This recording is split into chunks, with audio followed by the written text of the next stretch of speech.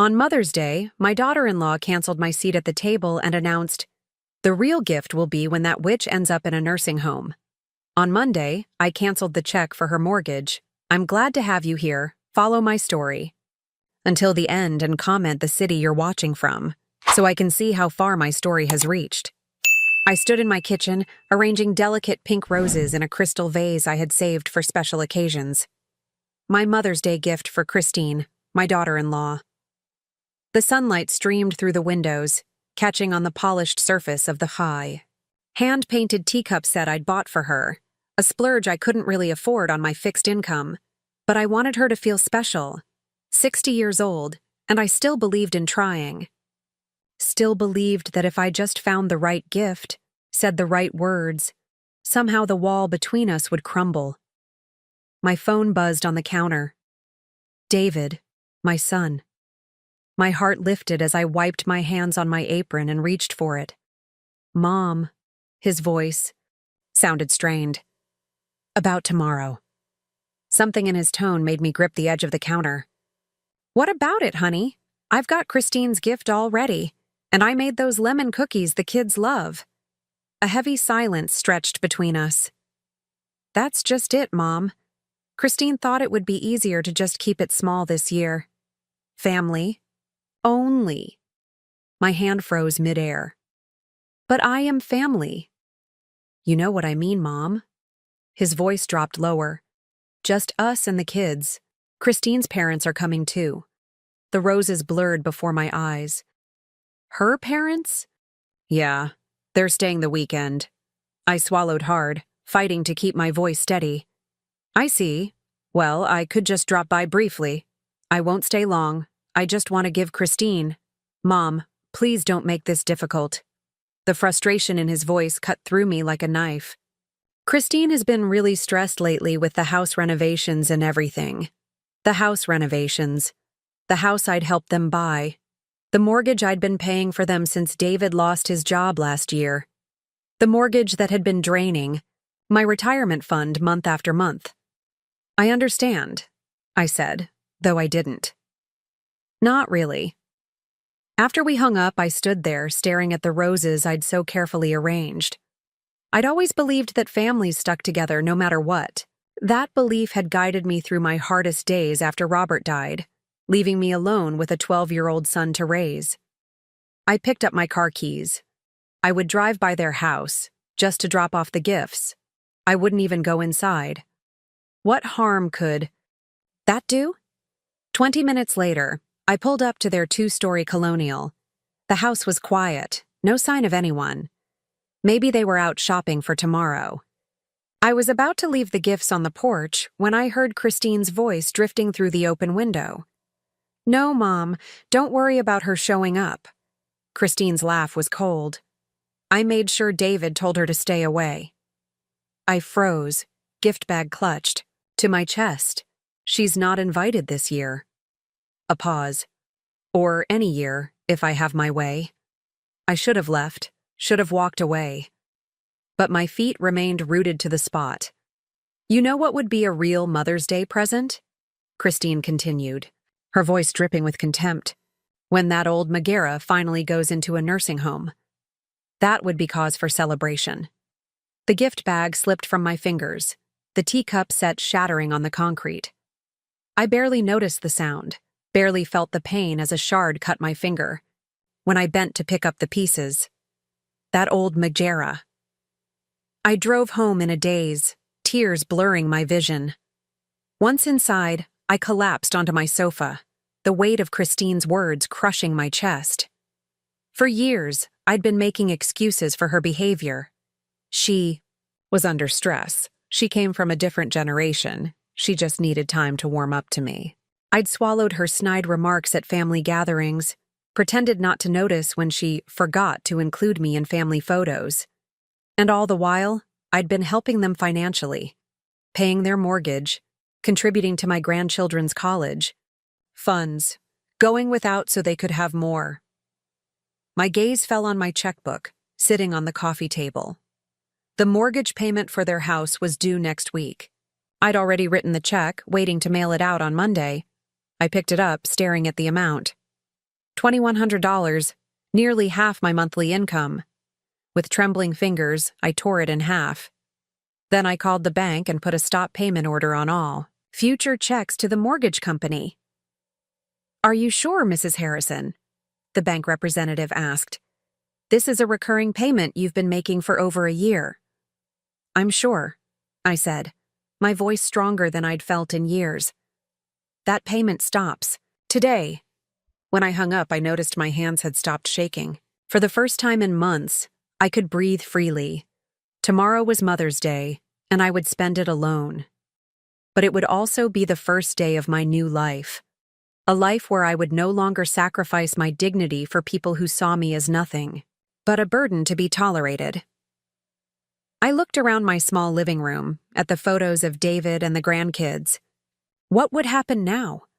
Would Christine allow me to see my grandchildren again once she realized the money had stopped? The thought pierced my heart like a physical pain. But another voice, stronger and clearer, rose within me. What kind of example? Am I setting for my grandchildren if I allow myself to be treated this way? The phone rang. David's number flashed on the screen. Too soon for him to know about the check, but perhaps Christine had seen me outside their house. I let it ring.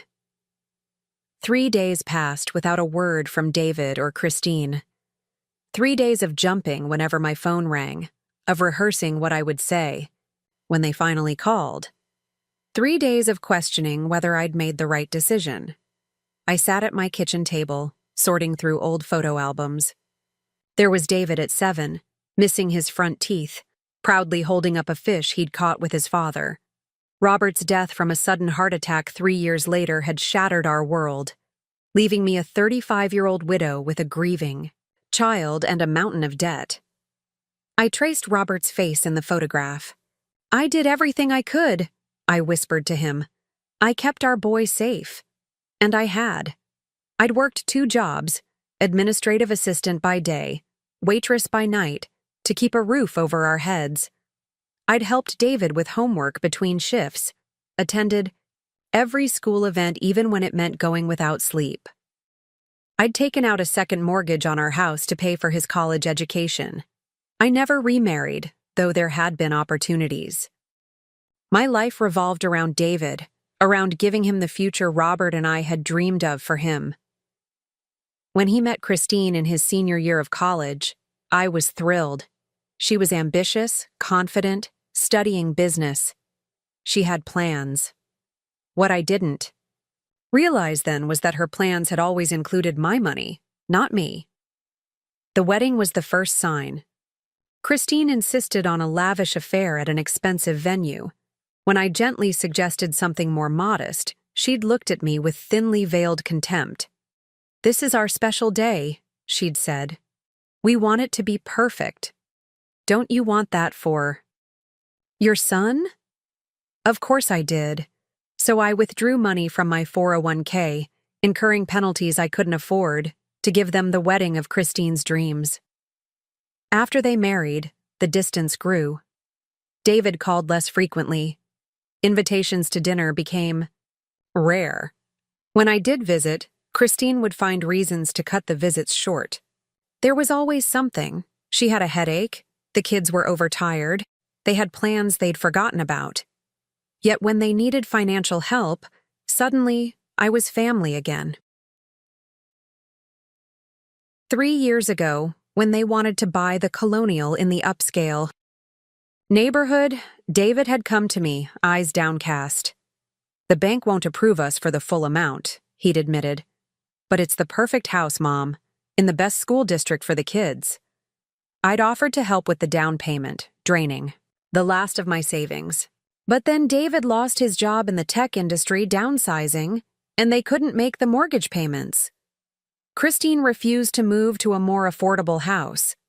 That's when I started paying their mortgage, a temporary measure that somehow became permanent. The phone rang, startling me from my memories. David's number flashed on the screen. This time I answered, "Where's the mortgage payment?" No greeting, no. "How are you, Mom?"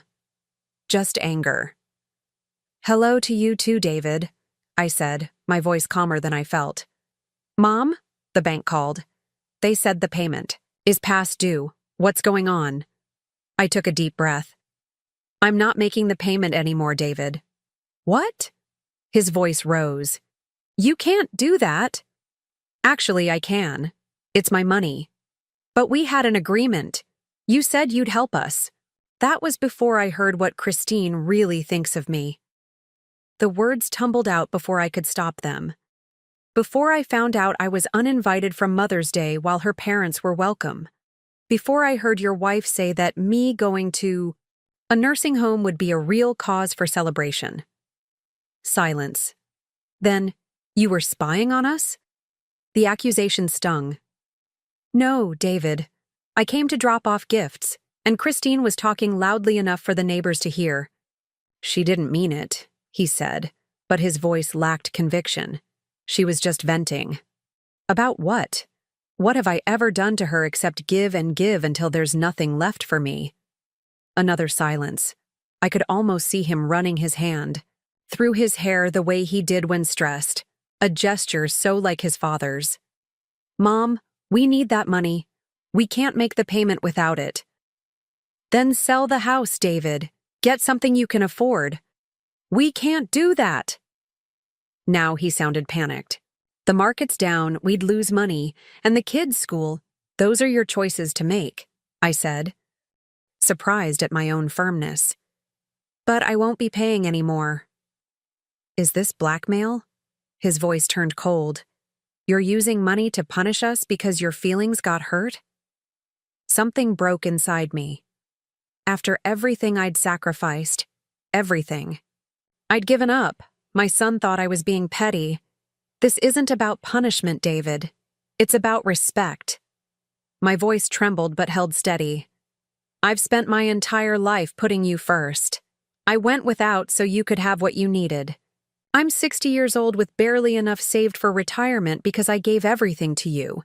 And in return, you let your wife treat me like I'm nothing. That's not fair. No, it's not fair. None of this is fair. But I'm done. I paused, gathering strength. I love you, David. I always will. But I won't set myself on fire to keep you and Christine warm anymore. I hung up before he could respond, before my resolve could crumble. Outside my window, spring flowers were blooming in my small garden. I'd planted those bulbs in the fall, an act of faith that I would be here to see them flower. Now they're vibrant.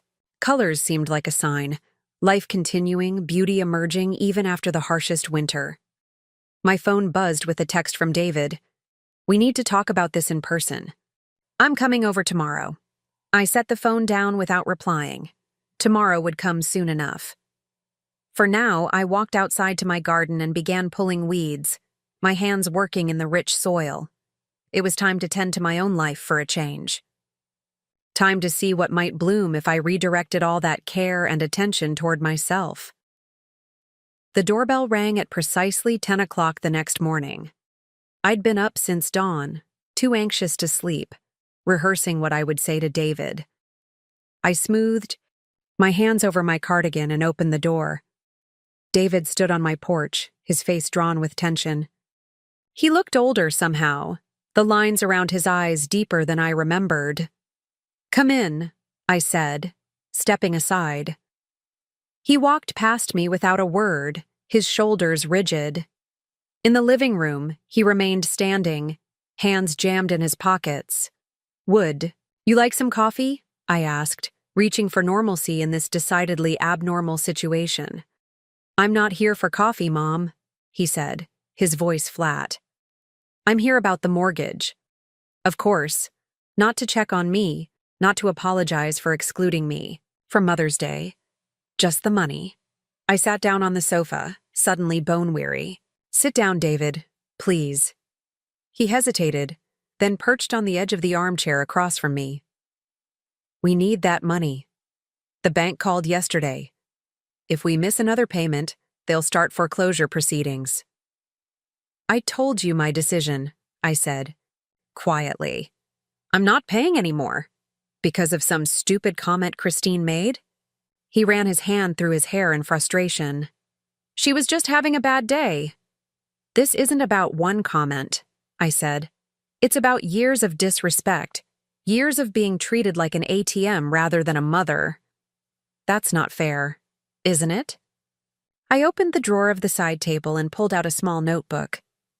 Do you know what this is? It's every financial gift I've given you and Christine since you got married. The down payment on your house, the money for renovations, the monthly mortgage payments, the loans that were never repaid. I opened it, turning pages. It's over $300,000, David. Almost everything I had saved for retirement. His face flushed. You never said those were loans. You offered to help. And you never declined, I countered. You never even said thank you. And all the while, Christine was making it clear how little she valued my presence in your lives. That's not true, David protested, but his eyes wouldn't meet mine. Last Christmas, I said, she accidentally forgot to tell me dinner had been moved up 2 hours. I arrived to find everyone finishing dessert. David shifted uncomfortably. That was a misunderstanding. The family vacation to the beach last summer, I only found out about it from Facebook after you'd already gone. We thought you wouldn't want to. Your anniversary party? I was seated at a table with strangers, far from family. Mom, you're being dramatic. Am I? I walked to my desk and returned with a stack of cards. Birthday cards for the children, Christmas checks, all returned with wrong address written on them, even though my address hasn't changed in 20 years. David's face paled. I never saw those. Of course you didn't. I set them down between us. Christine made sure of that. Just like she makes sure I rarely see my grandchildren. Did you know Lucy asked me last time I saw her why I don't love her anymore? Because Christine told her that's why I never come around. David's shoulders slumped. She wouldn't do that, neighbor. Did. I leaned forward. David, I've tried for years to build a relationship with Christine. I've overlooked slights, swallowed insults, and continued to support you financially, but I can't do it anymore. I won't. The doorbell rang again, startling. Us both. Are you expecting someone? David asked. I wasn't, but I had a sinking feeling I knew who it was. I opened the door to find Christine standing there, her expression a mask of righteous indignation. I knew he wouldn't handle this right, she said, brushing past me into the house. Her eyes landed on David. What's taking so long? Just get her to sign the check and let's go. The chill in the room was palpable. David looked mortified. Christine, he began. That's not why. Oh, stop it. She turned to me, arms crossed. Look, I know you're upset about Mother's Day, but this is childish. We need that money. It's my money, I said quietly, and I've decided not to give it to you anymore. Christine's face darkened. After everything we've done for you? I couldn't help it. I laughed. It was so absurd, so completely backward. What exactly have you done for me, Christine? Besides take my money and keep me from my family? I've tolerated you, she snapped, her veneer cracking. Do you have any idea how tiresome it is, having you hover around, always wanting attention? David was fine until you started playing the poor lonely widow card. David stood up so abruptly the coffee table rattled. Christine, that's enough. No, it's not enough, she shot back. Your mother has been manipulating you for years with her guilt trips and her checkbook. Well, we don't need her. We kind of do need her checkbook right now, David said quietly, and something inside me broke, my own son, admitting that my value to them was purely financial. Christine turned back to me, her voice suddenly honey-sweet. Priscilla, we all say things we don't mean when we're upset. Let's put this behind us. The mortgage payment is no longer my responsibility, I finished for her. Neither are you. Christine's facade crumbled completely. You smug, self-righteous, old woman. Do you think David would even visit you if you weren't paying our bills? Do you think the kids would care about their grandmother if you weren't bringing them expensive gifts? David stared at his wife in horror. Christine, stop. No, let her continue, I said, a strange calm washing over me. Let her tell the truth, for once. Christine laughed bitterly. The truth? The truth is you've been buying your way into our lives because you have nothing else to offer.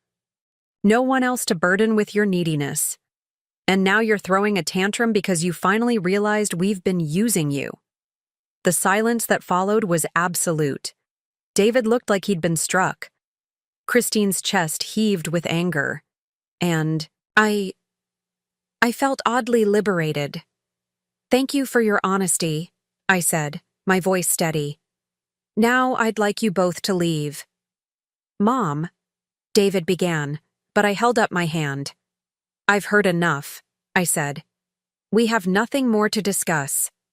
Christine grabbed her. Purse? Fine, come on, David, she's made her choice. David hesitated, torn between wife and mother. David, Christine's voice was a whip. Now. He looked at me, then followed her to the door. But before stepping out, he turned back. I didn't know, Mom. About the cards, about what she said to Lucy. I swear. I nodded once. Whether I believed him or not no longer mattered. When the door closed behind them, I sank onto the sofa, trembling not with sadness, but with a fierce, unexpected pride. I had finally stood my ground. The mask had fallen. Now it was time to see what lay beneath. The weeks following that confrontation passed in a strange haze. I moved through my days mechanically, grocery shopping, tending my garden, watching television programs I barely registered. The silence of my phone was deafening. No calls from David, no pictures of the grandchildren, no demands for money. The silence hurt, but less than I expected. There was a curious freedom in it, too. I was folding laundry one Wednesday afternoon, when my doorbell rang. Opening it, I found Lucy, my 11-year-old granddaughter, standing on my porch, her bike thrown haphazardly on the lawn behind her. Lucy! I gasped, pulling her into a hug. What are you doing here? Does your father know where you are? She shook her head, her eyes brimming with tears. Dad and Mom are fighting all the time, about the house and about you. I heard Dad tell Mom that the bank is going to take our house away. My heart sank. So it had begun. The foreclosure proceedings. I miss you, Grandma, Lucy said, burying her face against my shoulder. Mom said you didn't want to see us anymore, but I knew that wasn't true. I led her into the kitchen and set about making her favorite, hot chocolate with extra marshmallows, even though it was warm outside. Some situations required comfort food. Your mother wasn't telling the truth, I said gently, setting the mug in front of her. I've missed you terribly, Lucy nodded, sipping her cocoa. Dad's really sad all the time. He lost his job again last week. Mom keeps crying about the house. So that was why David hadn't called. On top of the mortgage trouble, he'd lost his job. Again. It was the third time in 5 years. The tech industry could be brutal. Are you and Dad fighting? Lucy asked, her eyes wide with worry. Is that why you're not helping with our house anymore? I took a deep breath, considering how to explain adult complexities to a child. Your dad and I have a disagreement about respect, about how family members should treat each other. Is it because Mom's mean to you? Lucy asked bluntly. I heard her tell Aunt Sarah that you were a controlling witch who needed to mind your own business. I nearly choked on my tea, out of the mouths of babes. It's complicated, sweetheart, I said finally. But I want you to know that none of this is your fault, and I love you very much. When I called David to let him know Lucy was with me, his relief was palpable. I'll come get her right away, he said, his voice tight. Let her stay for dinner, I suggested. I'll bring her home after. A pause. Christine won't like that. Christine doesn't have to know, I replied, surprised at my own boldness. Lucy came to me, David. She's worried about you two fighting all the time. Another, longer. Pause it then. Fine, but I'll pick her up. I need to talk to you anyway. David arrived just after 7, looking exhausted. Lucy ran to hug him, chattering about the cookies we'd baked and how I'd let her help deadhead the roses in my garden. Go wait in the car, sweetheart, David said, finally. I need to talk to Grandma. When she was gone, he stood awkwardly in my living room, hands in his pockets, just as he had weeks ago. But something had changed. The anger was gone, replaced by a bone-deep weariness. You lost your job, I said. He nodded. Budget cuts. They laid off 20% of the staff. And the house? We missed 2 payments. He sank into a chair, running, a hand over his face. The bank sent a formal notice. If we don't catch up within 30 days, they'll start foreclosure. I said nothing, waiting. Christine's parents can't help. Her dad lost most of his retirement in some investment scheme last year. They're barely getting by themselves. I'd never known that. Christine always spoke of her family as if they were financially secure. We're going to have to sell, David admitted. But like I told you, the market's down. We'll lose money. Maybe walk away with nothing after the bank gets its share. I'm sorry, I said, and I meant it. Not sorry enough to open my checkbook again, but sorry for the stress he was under. He nodded, then reached into his pocket and pulled out a crumpled envelope. I found these in Christine's desk drawer. I was looking for the mortgage paperwork and found, well, these. I opened the envelope to find birthday cards, Christmas cards, all from me to the children, all unopened. There were more, David said quietly. Going back years, she kept them all. Said she was protecting the kids from my manipulative mother. My hands trembled as I looked at the colorful envelopes, each containing gifts and notes of love that had never reached their intended recipients. I didn't know, David whispered. I swear I didn't know she was doing this. What about everything else? I asked. The way she spoke to me? The accidental exclusions from family events? He looked away. I knew about some of it. I told myself she was just territorial, that she'd warm up to you eventually. He met my eyes again. I didn't want to see it. It was easier to believe everything was fine. And now? David sighed heavily. Now everything's falling apart.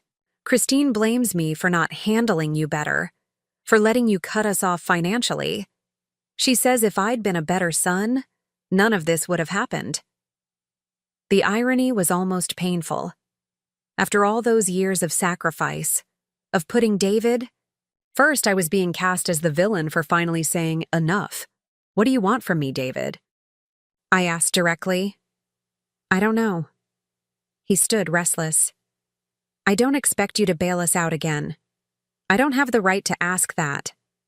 No, I agreed. You don't. But I don't want to lose you, he said, his voice breaking. The kids need their grandmother. And I need my mom. Need. Not want. Need. The word struck me. All these years, I'd been needed for what I could provide. Money, childcare, emotional support. Always giving, rarely receiving. I spoke to a lawyer last week, I said, changing the subject. About the house. David's head snapped up. A lawyer? Why? Because I've contributed over $150,000 to that house, I said. The down payment came from me. I've been making mortgage payments for 18 months. That gives me a financial interest in the property. David paled. You're suing us? No, I said. But I wanted to know where I stood legally. The lawyer said I could make a claim against any proceeds from the sale. Or I could take partial ownership. Partial ownership? David repeated, confused. I could put money in to stop the foreclosure in exchange for a legal stake in the house, I explained. Not a loan, actual co-ownership. Hope flickered across his face. You'd do that? I'm considering it, I said carefully, but there would be conditions. What conditions? First, I would have regular, unimpeded access to my grandchildren. He nodded quickly. Of course. Second, I would be treated with respect. No more forgetting to invite me to family events. No more intercepted cards and gifts. Another nod, more somber. And third, I said, looking him straight in the eye, Christine would need to apologize. Not a fake apology, not a performance for your benefit. A genuine acknowledgement of how she's treated me. David's face fell. She'll never do that. Then, I guess we've reached an impasse, I said, rising to show him out. Because I won't compromise on my dignity anymore, David. Not even for you. He left with Lucy, shoulders slumped in defeat. That night, I sat in my garden as dusk fell, watching. Fireflies dance among my rose bushes. I thought about the house, about the grandchildren, about the complicated knot of love and resentment that tied me to my son. I hadn't said no, but I hadn't said yes either. For once, I was putting myself first, and it felt both terrifying and… Right, my phone buzzed with a text from David. Can we talk again tomorrow? Just us. I typed back a simple yes. Whatever happened next, I would face it on my own terms. The price of dignity was high, but I was finally willing to pay it. David arrived at my house the next morning, alone. I noticed immediately that he wasn't wearing his wedding ring. Coffee? I offered, trying to keep things normal, whatever normal was these days. He nodded, following me into the kitchen. We sat across from each other at my small table, the silence hanging heavy between us. Christine and I had a huge fight last night, he finally said, staring into his mug. About the cards she kept from the kids, about how she's treated you. I wrapped my hands around my own coffee, feeling its warmth. I'm sorry it's come to this, David. I told her what you said, about helping with the house in exchange for respect and an apology. He looked up, his eyes red-rimmed from lack of sleep. She said she'd rather live in a cardboard box than apologize to you. Despite everything, that stung. I see. I don't think she meant it, David said quickly. She's just proud and scared. She's never had to worry about money before. That's not true, though, is it? I said gently. You said her parents are struggling, too. David looked surprised. How did you know that? You mentioned it yesterday, that her father lost his retirement savings. He frowned, confusion crossing his face. I didn't know about that until last week. Christine always said her parents were doing great, that they were self-made, unlike you, who… He stopped abruptly. Unlike me? Who what? I pressed. Who… Coasted on Dad's life insurance and played the victim card, he admitted, looking ashamed. That's what she's been saying for years. I nearly laughed. Robert's life insurance had barely covered the funeral expenses. Everything I had, I'd earned. Through decades of hard work. David, your father's life insurance was $25,000. It paid for the funeral and kept us afloat for about 3 months. After that, I worked 2 jobs to support us. I know, he said quietly. I remember. Then why would you believe her? He had no answer for that. Where are you staying? I asked, changing the subject. At a motel near work. Well, near where work used to be. He gave a hollow laugh.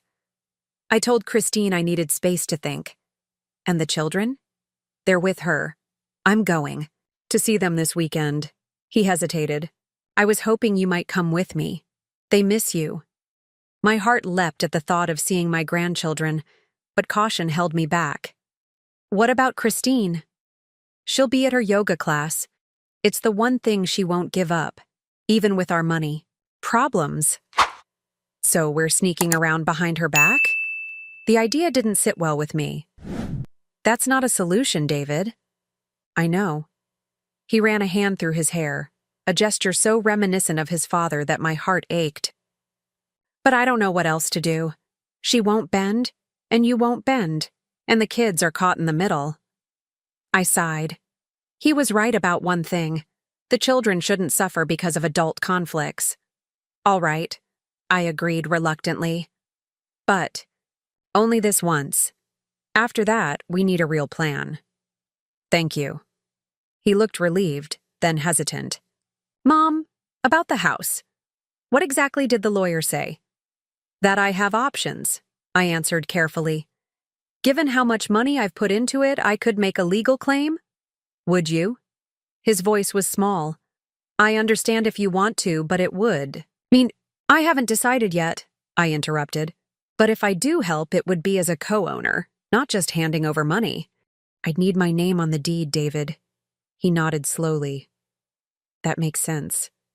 As he stood to leave, he paused at the door. I'm sorry, Mom, for everything, for not seeing what was happening, for taking your help for granted. I know, I said softly. I've never doubted that you love me, David. But love without respect isn't enough. After he left, I went into my spare bedroom, which had become something of a storage room over the years. Boxes of old photographs, Robert's books, mementos from a lifetime. It was time to sort through them, to decide what to keep and what to let go. In one box, I found an old sketchbook. Art had been my passion before marriage, before motherhood, before the countless responsibilities that had swallowed my days. I'd been good once, good enough that my high school art teacher had encouraged me to apply to art school. Instead, I'd gotten a practical degree in business administration, met Robert, gotten married at 22. The sensible path. The expected path. I flipped through the yellowed pages, surprised by the talent evident in those old drawings. Portraits, landscapes, still lifes rendered in careful charcoal strokes. Why had I stopped? On impulse, I drove to the art supply store downtown. The owner, a woman about my age with silver hair and paint-stained fingers, helped me select pencils, charcoal, watercolors. Getting back into it? She asked as she rang up my purchases. After 40 years, I admitted. I don't know if I still can? She smiled, handing me the bag. It's like riding a bicycle. The muscle memory is there, waiting for you to wake it up. That evening, I set up a small easel by the window and began to sketch the view of my garden. My strokes were hesitant at first, rusty from disuse. But gradually, as the sunset painted the sky in shades of pink and gold, something inside me remembered. Something woke up. The next day, I visited the community center and found they offered art classes 3 times a week. I signed up immediately, ignoring the flutter of nervousness in my stomach. When was the last time I'd done something purely for myself? By week's end, I'd attended my first class, watercolor basics. The instructor, a gentleman named Ellis with kind eyes and patience to spare, had praised my natural sense of composition. You've done this before, he'd said, and I'd nodded, unable to explain the complex emotions that simple acknowledgement triggered. In class, I met Martha, a widow like me, who invited me to join her and some friends for coffee afterward. I surprised myself by saying yes. The coffee shop was warm and inviting, filled with the rich aroma of freshly ground beans. Martha's friends, Judith, Eleanor, and Doris, welcomed me without hesitation, drawing me into their conversation about books, politics, and the upcoming art exhibition at the local gallery. You should submit something, Judith suggested when I mentioned I was picking up art again. The deadline's not for another month. Oh, I couldn't, I protested. I'm just a beginner. Again. We're all beginners again at something, Eleanor said. Wisely. That's the beauty of our age. We get to reinvent ourselves. Reinvention. The word lingered in my mind as I drove home, as I prepared for bed, as I lay awake thinking about the weekend, about seeing my grandchildren, about the house and Christine and all the tangled threads of family that still bound me, even as I was discovering this new part of myself. For the first time in years, perhaps ever, I wasn't defined solely by my roles. Mother, grandmother, financial supporter. I was becoming something else, something more. I was becoming myself. A year passed, bringing changes I never could have imagined that terrible Mother's Day when Christine's words had shattered my illusions about my place in my son's family. It is Mother's Day again. The morning sun streams through my kitchen windows as I arrange a bouquet of tulips from my garden. The house smells of cinnamon and sugar, homemade rolls rising in the oven, a recipe I'd perfected over the winter. The doorbell rings, and I smile, knowing who it is. Grandma! Lucy and James rush in, arms outstretched for hugs. Behind them, David stands with a wrapped package and a sheepish grin. Happy Mother's Day, he says, kissing my cheek. Something smells amazing. Cinnamon rolls, I tell him, accepting the gift. Your favorite. Lucy tugs at my hand. Grandma, wait till you see the painting I made at school. Dad brought it for you. I can't wait, I say, genuinely excited. At 12, Lucy has shown a real talent for art, a talent I've encouraged with supplies and lessons. As we settle in the living room, so much brighter now with my own watercolor landscapes hanging on the walls, I can't help marveling at how much has changed. The house, David and Christine's beautiful colonial, had gone into foreclosure after all. Despite my lawyer's assurance that I had a valid claim on the property, I chose not to pursue it. Some prices were too high, even for justice. David and Christine separated 2 months after our confrontation. The combination of financial stress and exposed lies proved too much for their marriage. Christine moved in with her sister in California, taking the children with her. David found an apartment near his new job, a step down from his previous position, but steady work at a smaller tech company. The separation wasn't easy on anyone. The children called me weekly, their voices full of confusion and hurt. Christine, surprising us all, hadn't poisoned them against me. Perhaps losing everything had humbled her, or perhaps she simply lacked the energy for ongoing warfare. David visited them monthly, and gradually, a co-parenting routine emerged. Then, 6 months ago, Christine announced she'd met someone new.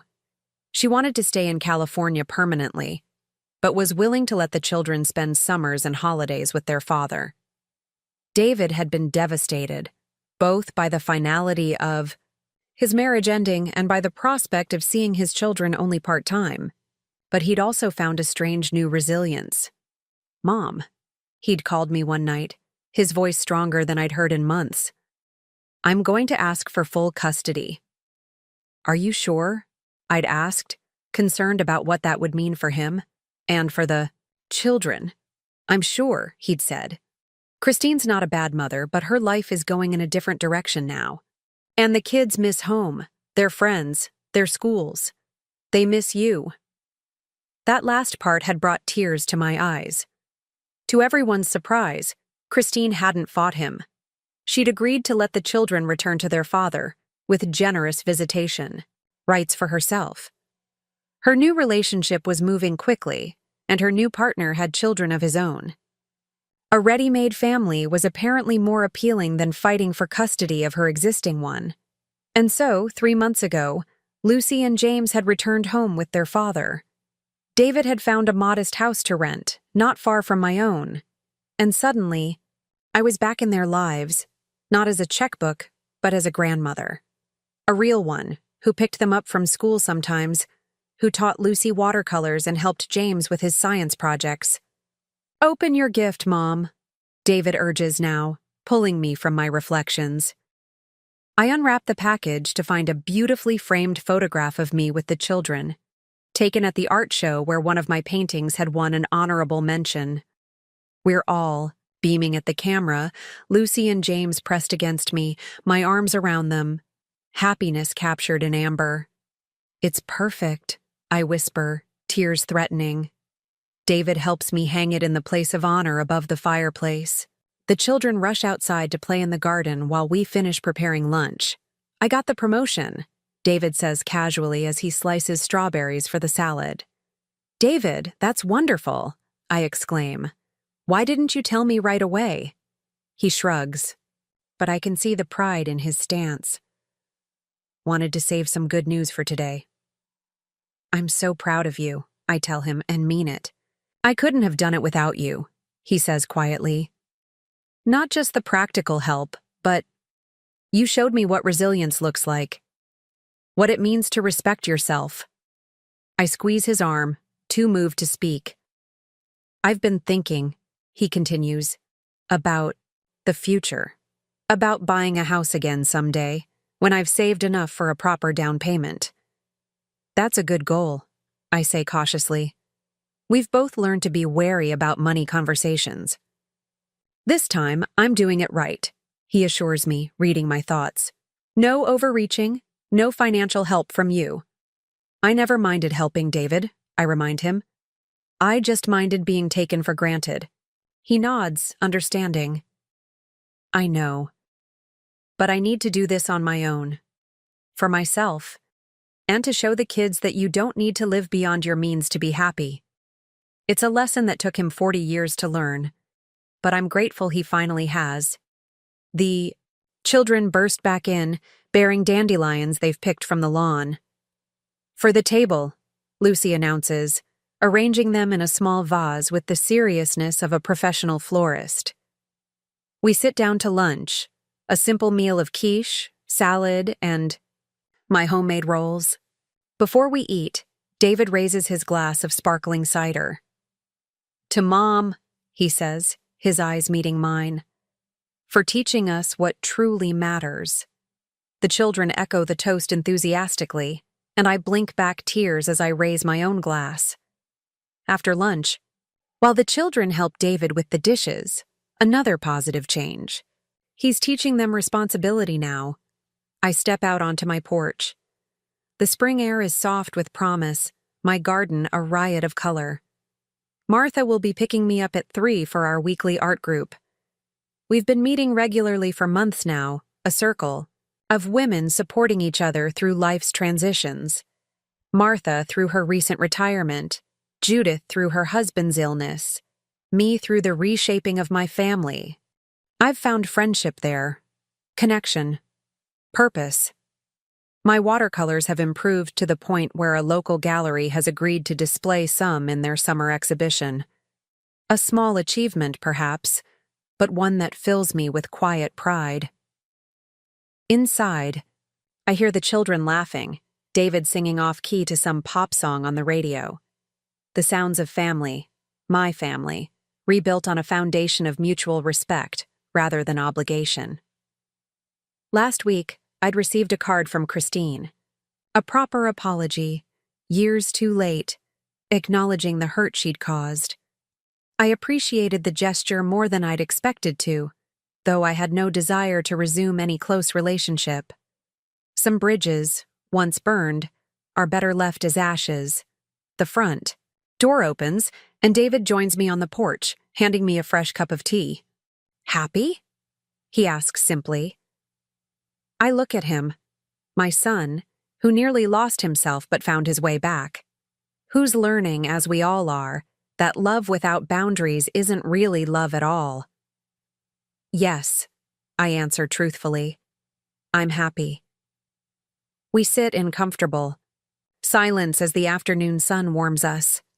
In the garden, the children are playing tag, their laughter carrying on the breeze. Inside, my new painting waits on the easel, half finished. Tomorrow, I'll add more color, more definition. Tomorrow, I'll continue creating the life I want. Today, it's enough to be here. Present, respected, loved not for what I give, but for who I am. The price of dignity was high. But oh, how worth it.